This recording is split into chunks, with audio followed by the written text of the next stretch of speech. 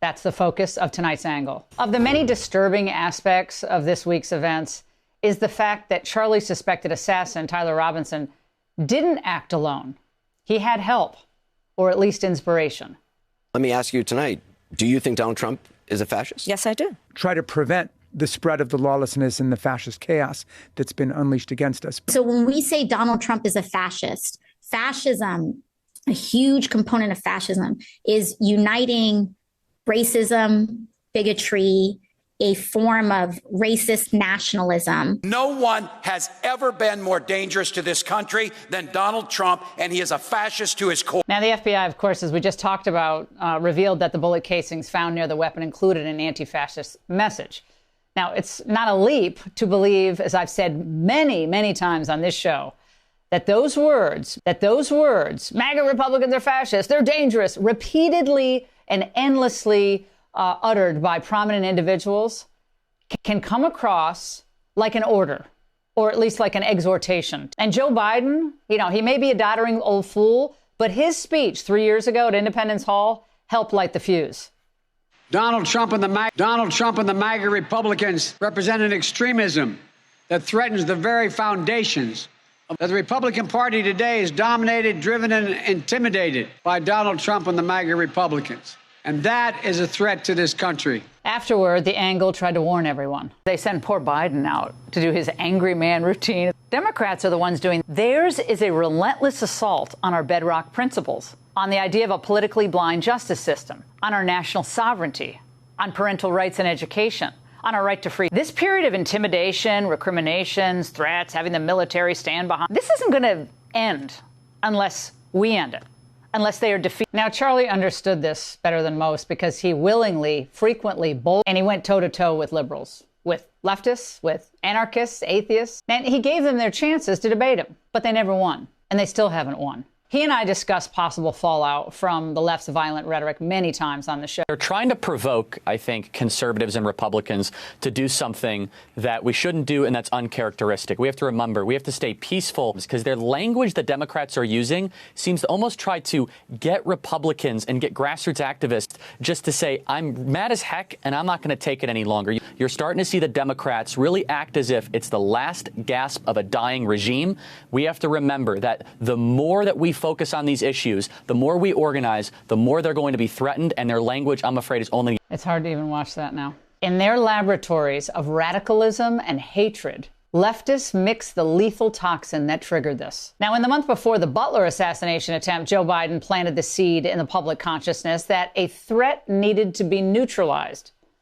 Called it a genuine threat to our freedom, the greatest threat to democracy. Now, the obvious inference is this is such a grave danger that it needs to be stopped by any means necessary. That's how Thomas Crooks and Ryan Routh saw the situation. Of course, for years, Democrats, though, have refused to confront the lethal toxin they were brewing. And instead, it was just this. Violence doesn't come from Democrats, just to be clear. It is MAGA. Is specifically MAGA faction. The greatest terrorist acts we've seen since 9/11 are not from foreign terrorists. They're from homegrown right-wing extremist groups. The Republican Party has enhanced and embraced and encouraged violence, especially under the extreme MAGA cult of Donald Trump. More dehumanizing language, more lies, zero self-reflection. Now, they might wonder why a new YouGov poll found that almost 2.5 times more Democrats than Republicans then believe violence can sometimes be justified to achieve political goals. 14% of Democrats, only 6% of Republicans. That same YouGov survey found that Democrats, by a 2-to-1 margin, believe it's always or usually acceptable to celebrate the death of someone they oppose, 11% to 6%. And of course, if you're on social media, you've seen the most heinous, vile reactions to Charlie's murder from leftists from all walks of life. And some of the most disturbing reactions, I believe they came from professors and teachers. These people shouldn't be within 100 yards of anyone wanting to learn. Take this character, Melvin Earl Valaver Jr. After Charlie was assassinated, he posted, "Today is one of the most beautiful days ever. This was such a beautiful day." Then he reacted to another comment that Charlie was an old-looking 31-year-old by saying that racism and white supremacy age you. This is just despicable. After a wave of complaints, the president of the university condemned the comments as deeply inappropriate, but the non-tenured ghoul from Clemson University has still not been fired. Look, these people, healthcare workers, this reveals more about them than it would ever reveal about anyone they were criticizing. And Senator Chris Murphy, who has just killed his presidential ambitions, was egging this all on just a few days ago before Charlie's assassination. Our only opportunity, our only chance to save our democracy is to fight fire with fire right now. We're in a war right now to save this country, and so you have to be willing to do whatever is necessary in order to save the country. Fight fire with fire. Do whatever is necessary. Well, we know what that means. We know what it meant to the people who carry out violence. After Butler, he knew how sad, young, confused, angry men could take that. They took it as a go command. Today, Nancy Pelosi brushed off the idea that Democrats bore any responsibility for this. People don't have any intention of saying something that's going to lead to something dangerous, but we cannot take responsibility for the minds that are out there and how they hear it. Last April, Charlie wrote on X about another poll that showed 48% of liberals said it would be at least somewhat justified to kill Elon Musk. Stunning. And 55% said the same about Donald Trump. None of us could believe it. Charlie decried this assassination culture, as he called it, that was infecting the leftist mindset. The left is being whipped into a violent frenzy, he wrote. Any setback, whether losing an election or losing a court case, justifies a maximally violent response. This is the natural outgrowth of left-wing protest culture, tolerating violence and mayhem for years on end.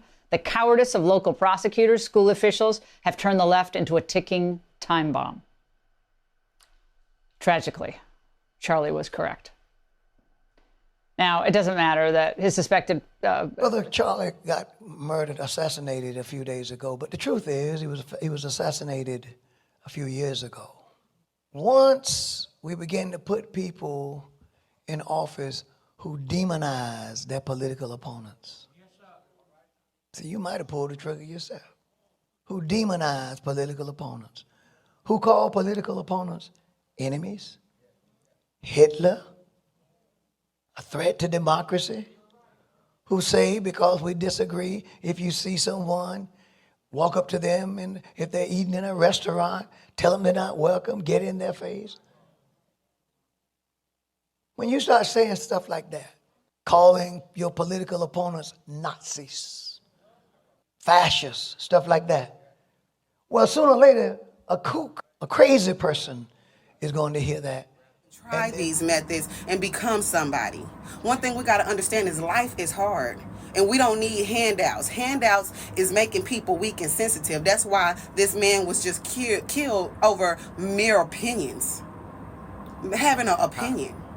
This man never said nothing racist or hated or hateful towards black people. I followed this man very closely and watched many of his debates, and I stand in agreement with a lot of the things that he say. And I really, if I disagree with anything, it was so small I can't even think about nothing I disagree with. And I just hate that we are a people who are so quick to be controlled by the word racism that just one little clip misrepresenting what somebody said is all we need to throw somebody under the bus. We got to think about this. Who are the kind of people, and not to admit, this was a white on white crime.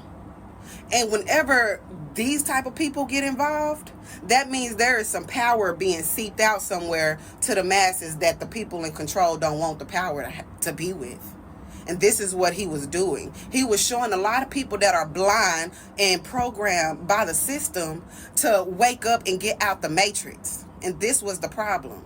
Telling black people you don't need government assistance because you can be somebody is not racist. Telling us that government assistance has hindered us because before we were on government assistance, we were a more successful people is not racist by reading and understanding the facts. Ever since we started getting subsidized by the government, we have been controlled by the government, and not in only what we can do, but how we think. That's right. And this is a person who challenges you to think for yourself.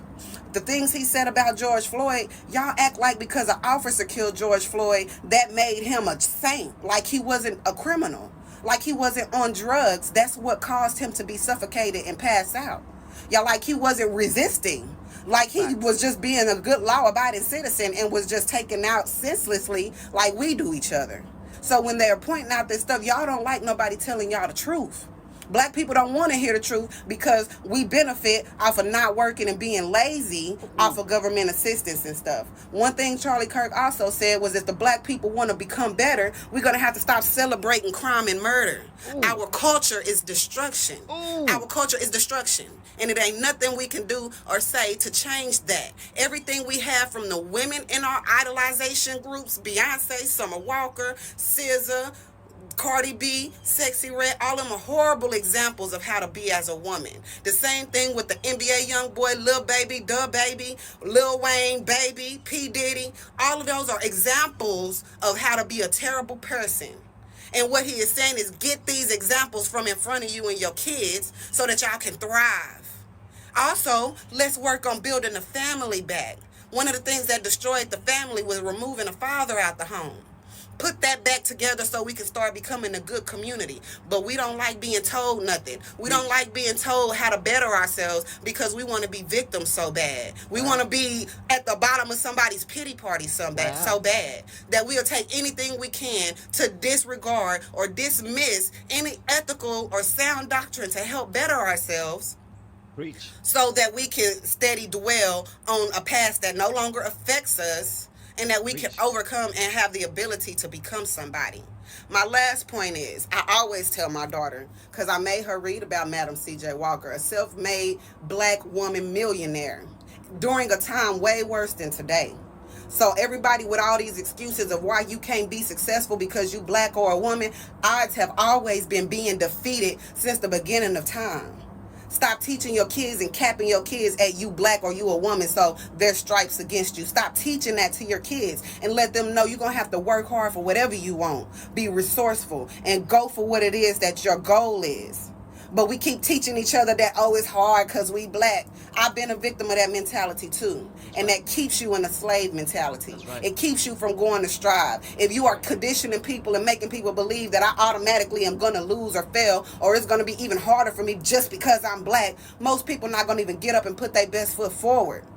Woman. So when you tell people, hey, wake up, you don't have to be like this and you can be better, that's making you get uncomfortable because now it's time for you to work and become somebody instead of dwelling in your comfort of nothingness. And everybody is taking this man and all these clips and misrepresenting him, all for the simple fact that people don't want to do better, that people hate knowledge. The Bible says in Proverbs chapter 1, 22 through 24, when will you fools stop hating knowledge? Fools hate knowledge. And that's all this man was giving out is knowledge.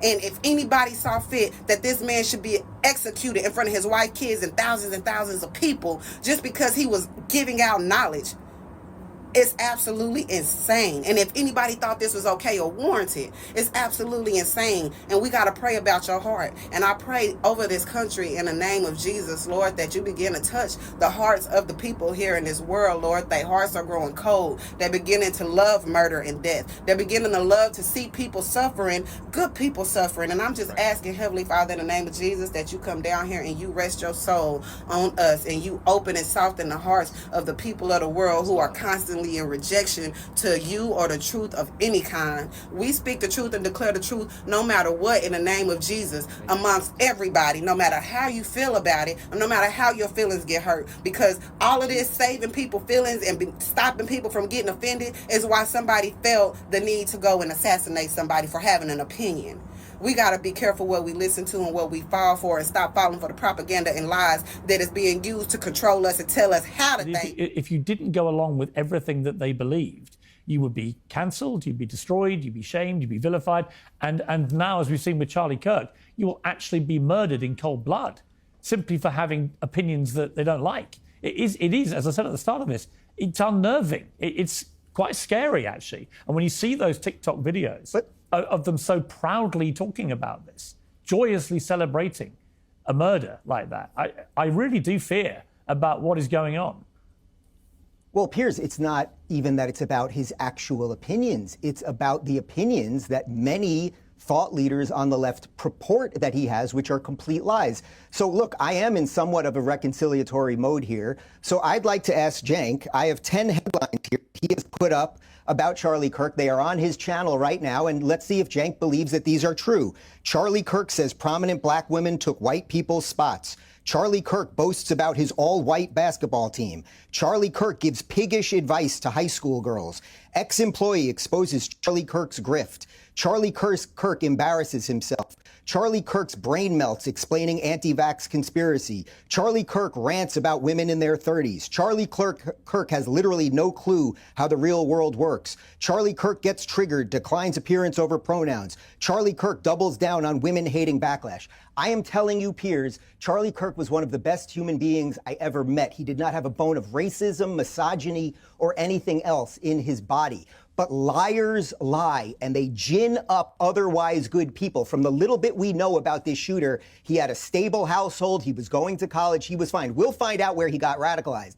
But please, please, let's not pretend we don't know where this stuff is coming from. And please, let's not pretend that this thing is going both ways, because it is absolutely not. I also have well, you know what, Cenk, I'll ask you a question directly, actually. Do you think Charlie wanted to be martyred? Do you think Charlie wanted to be martyred? Do you think Charlie wanted to be killed? Yes or no? Of course not. What kind of asinine question is that? You don't? You don't? Because that's pretty interesting. Because here's a video of you, Cenk, talking when Charlie was at a breakfast. It allows for easy martyrdom for these guys, and they don't deserve it. But I do also want to point out, as they're in the middle of crying now, although Charlie was smiling ear to ear throughout the entire video, thinking, yes, I'm now the victim, and I'll get to claim that my... Listen, we'll do it again. No, I didn't, and that's totally out of... No, we're not going to do it again. Totally out of context. I don't even know what the hell you're talking about. No. Listen, brother. Are you trying to get harm on me? Second. Is that what you're trying to do, you loser? Jesus Christ, No, I'm trying to do conciliation, exactly what this people guy, like you look at the last done. two things of your last two guests said. Piers. Jesus, no, man. what they said was, yes, we should have reconciliation, but it is not without any contrition, right? It's not without a mea culpa. Charlie was accosted by Antifa at a breakfast in Philadelphia, and the video that I just played is you with a cartoon of him as Charlie Brown saying that he would love to be martyred so he could be the victim. Well, I guarantee you, his wife, who now doesn't have a husband, and his kids who don't have fathers, did not want him to be martyred. What you just played isn't what It's exactly what you said, brother. It's exactly what it was. Let's do it again. No, it isn't. We just heard it. We just heard it. It's not? All right, so it's not? No, let's do it again. Cut this crap out.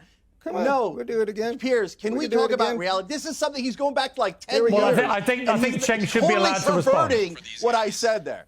And they don't deserve it. It allows for easy martyrdom for these guys, and they don't deserve it. That was when Antifa was going after him at a breakfast in Philadelphia. Okay, so let's let Cenk respond to that. No, that was about words, you moron. Okay, Jesus Christ, man.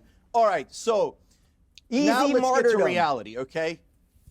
Shut up. There's a massive loss here on a human level of a very bright, successful young man who, like you said, he didn't smoke, he didn't take drugs, he didn't, he wasn't a party guy. He was committed to his beliefs, and he was committed to, spreading the word of his beliefs, but also allowing people to debate with him about those beliefs. That's what a democratic society should be about. And yet here he is now, dead at 31, because somebody was incapable of listening to his beliefs without wanting to kill him.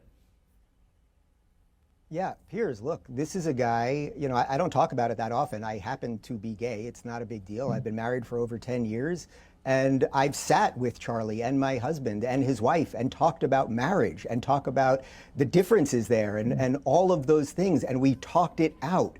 That's what Charlie was great at. I do have to say, though, on the political side of this, for where this conversation has got heated, it seems to me that everyone agrees that Donald Trump is not Hitler and his supporters are not Nazis. So with that in mind, I'd like to read some other headlines. These are video titles from Cenk's channel. And if in the spirit of reconciliation, maybe he wants to delete these things. Trump cuts anti-Nazi program. Trump spreading Nazi propaganda. Nazis encouraged by Trump's Charlottesville response. Trump defends Nazis, very fine people. That is the biggest political hoax ever. Trump retweets a neo-Nazi again. Trump disappoints neo-Nazi supporters. So these things don't come out of nowhere. I only blame one person at the end of the day for these murders, which is the crazy person who does the murders. But pretending that what is wildly asymmetrical, I think I have laid that out with evidence here, pretending that it's symmetrical is deeply, deeply dangerous. Piers, you know this because we've discussed it on my show. Even on your show, you have found it way more difficult to find rational, decent people on the left who will explain themselves thoughtfully and calmly and everything else, while the panoply of people you get on the right who shouldn't even be on the right, I would say certainly someone like me, I don't know exactly where Batya considers herself, but people with a variance of political opinions that now broadly are part of the MAGA thing is because of what I just read you, the endless hysteria of the left that has ginned up people to do crazy things. It's not to say you can't say the worst things. You want to say the worst things? Donald Trump's a Nazi. It's so tough to say. You want to say that? Go ahead and say it. It falls on the person who pulls the trigger. But if we're all sitting here saying, yeah, it's not true that Donald Trump's a Nazi and it's not true that his supporters are Nazis and he's not Hitler and all of those things, well, then before you get to reconciliation, a little bit of a mea culpa by some of us might be valuable. Cenk? Yeah, I mean, look at this. This is disgusting. So this guy pretending to do conciliation, and I was going to be conciliatory towards Dave if I spoke first, but apparently that's not what he's doing at all. So what he's trying to do is get people angry in a misleading way against me. Are you trying to get those people your to be titles? violent? Are those the titles this of your is videos? disgusting. No. So no. Let me that's- explain. no. Let me explain. Those are your so, titles. No, buddy. let me explain. You're asking me a goddamn question, so let me explain while you're trying to get people to do violence against me. You're disgusting. So those are 80% of those titles. I've never called Trump a Nazi, and those titles were about neo-Nazi reactions. So what do you want us to do? Not tell you what's actually happening? Did that happen? And so look.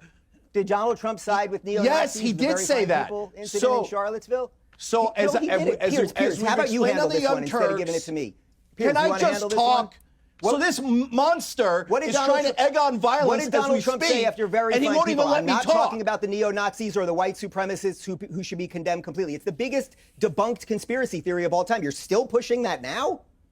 You're still pushing the very fine people hoax now? I'm shocked even for you. Dave, shut up and let me answer your stupid question. So on that day, which now we're going back to that for no goddamn reason other than real quick, just so everyone has context of what I'm talking about. This was read my tweet. We'll put that one on there. So I'll tell you what the Speaker of the Virginia House of Delegates responded to. So this is what I said yesterday. And I waited on this because I prayed on it, and I was like, no, I believe this is true. So this is what I said.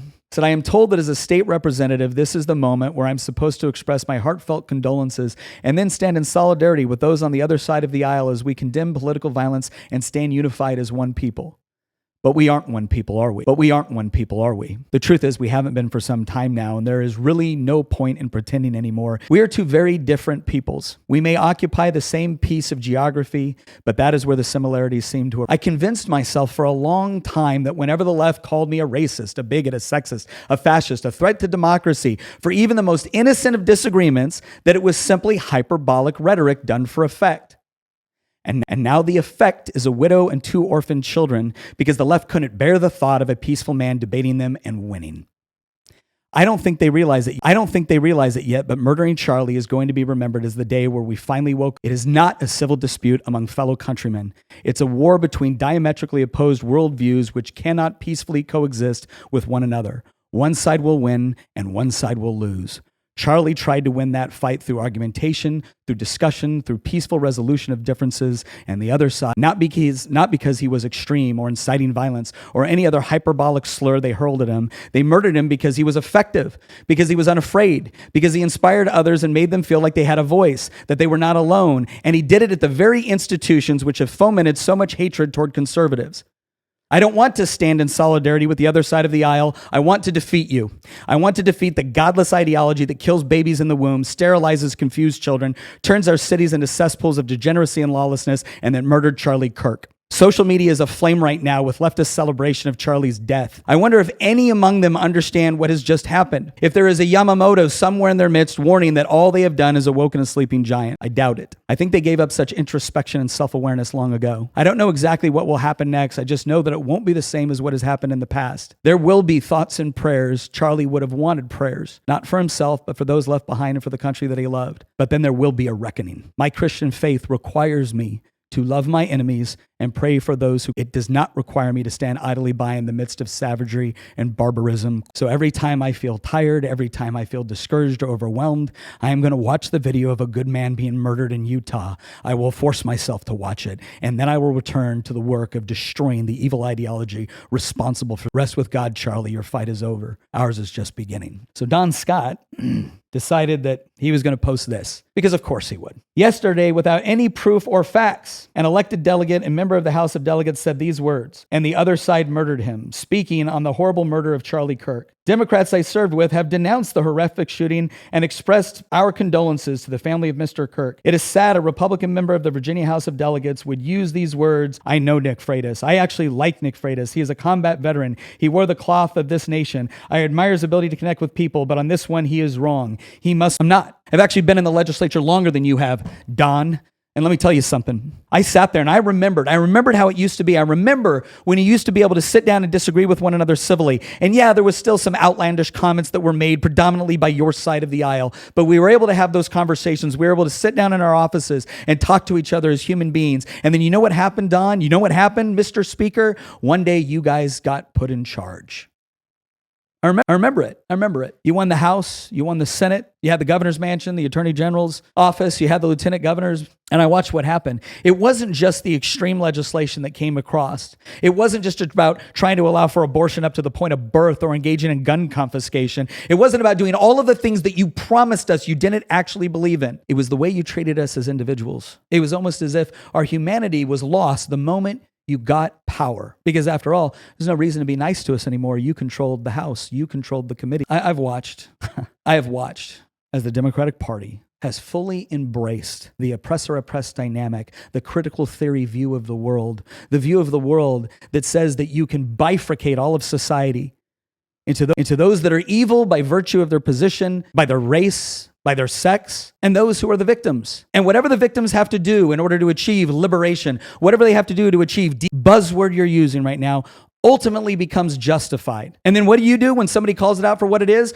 You decide to spend more time and effort condemning my response, which didn't advocate for violence. I didn't murder someone. But once again, the real victims are always you guys, right? I have to tell you, I spent a fair amount of my life trying to come up with what I thought were good, comprehensive, coherent arguments. I remember spending time listening to the other side of the aisle express what they believed, reading through their arguments, listening to their arguments, engaging with their arguments. I remember believing that all I have to do is I have to understand their perspective and where they're coming from, and then try to be able to make the sort of points that will illustrate that we are both Americans, we're Virginians. We want all of our constituents to be happy, healthy, prosperous, and free. We just disagree on the way to get there. And if I could find that common humanity and I could find that common problem that we were trying to solve, well, then we could come together and solve it. I've said so as many times on the House of Delegates floor when I was being accused of the most vile of intentions without evidence or cause. And so I came to a conclusion, Mr. Speaker. I was wrong. We don't all want the same things. We don't all want our constituents to be happy, healthy, prosperous, and free. Or to the extent that we do, we have such diametrically opposed views on how that's going to happen that they cannot peacefully coexist. You tell me, Mr. Speaker, what world do we live in when your party is not killing babies up to the point of birth? You tell me, Mr. Speaker, what world do we live in where you are not handing chemical castration medicine over to gender-confused 10-year-olds? You tell me, Mr. Speaker, what world do we live in when you are not going to every chance you get try to disarm me and anybody that thinks like me?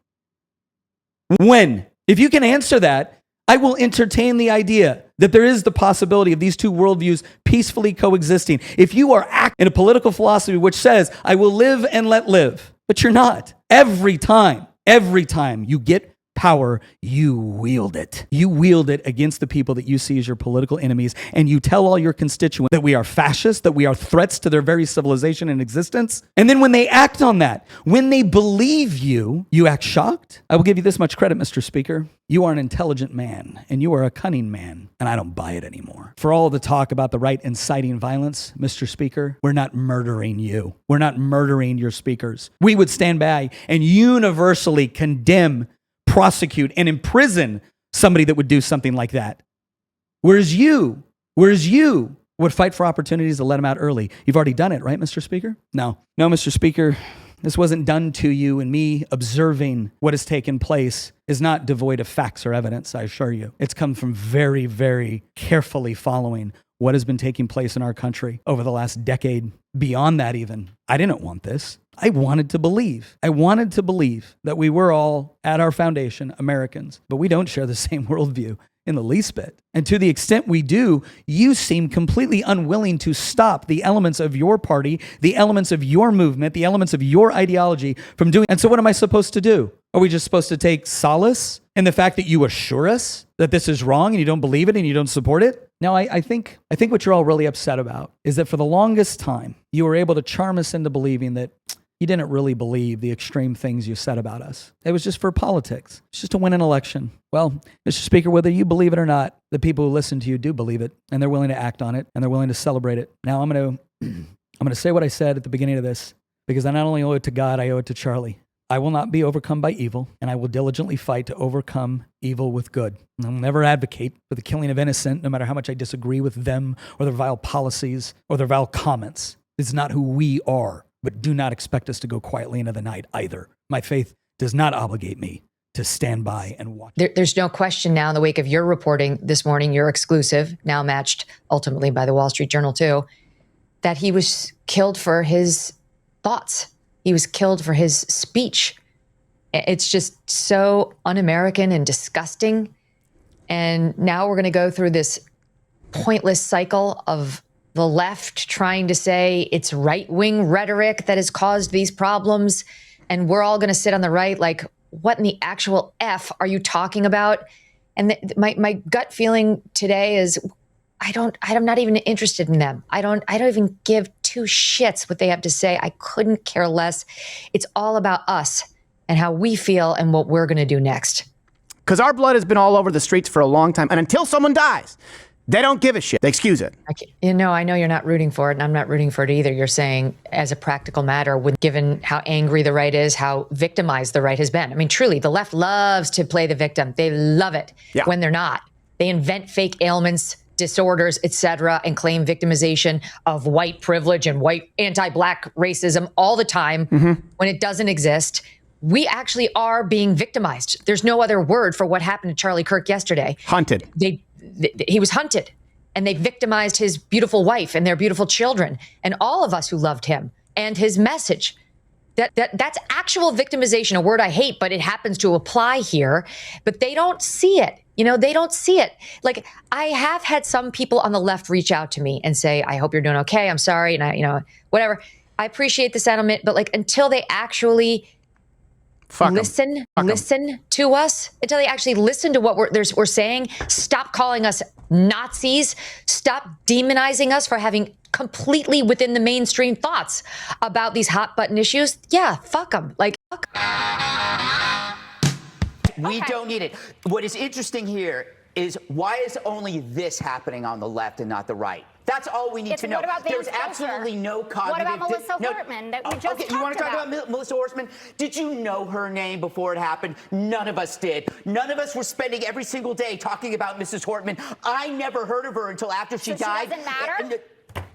Don't play that bullshit with me. You know what I'm saying is, there was no demonization, amplification about that woman before she died. It was a specific crime against her by somebody who knew her. The same. Now, you could bring up Josh Shapiro, but then you will not bring up, for example, that was a pro-Palestine person. So don't use your, what about this? The fact of the matter is, the both sides argument not only doesn't fly, we don't care.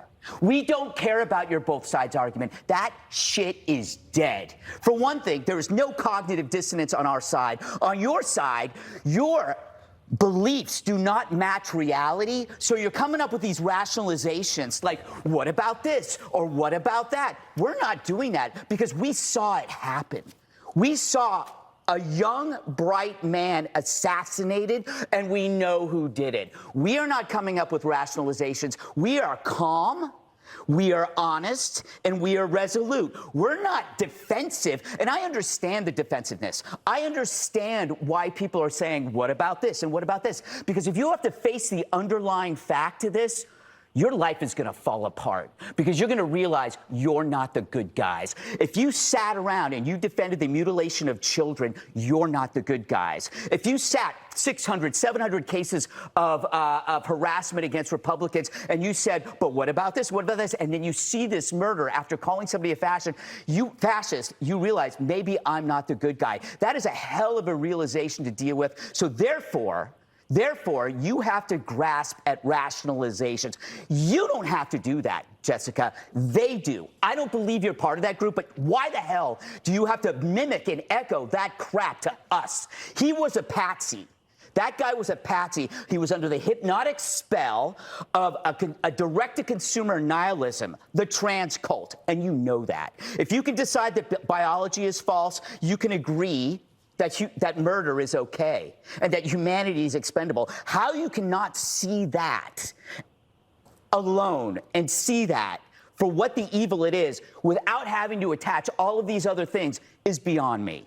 I just want to be clear, and I want to let people speak. I in no way intended at all to minimize what happened to Charlie. I was horrified by it. I have not been on the five but since the two then. sides argument, well, it's like pig Latin to a duck. No. All that I was saying is could we have all of the information before you just say they did this? Because that is a broad brush to paint with this. And this kid Let's does have a conversation. No. Charlie had a conversation. He got shot. I understand. I'm sorry, Jessica. I'm sorry. I'm sorry. You weren't here for a week. You came in here and it's cold. And I'm sorry, but this is a story that is immune to news cycles. It's immune to rationalizations. It's immune to bias. This thing is with us for good. And we all have to deal with that. So that means we can't live by the same arguments that you might be reading about relativism among the media. We can't deal with those stories. It doesn't matter. The media is dead to us on this story. They built this thing up. We're dealing with it. We're going to act. We don't care what the whataboutism is anymore. That shit's dead. Sorry. For the swearing as well. I apologize to the American public. I'm going to shut up for the rest of the show.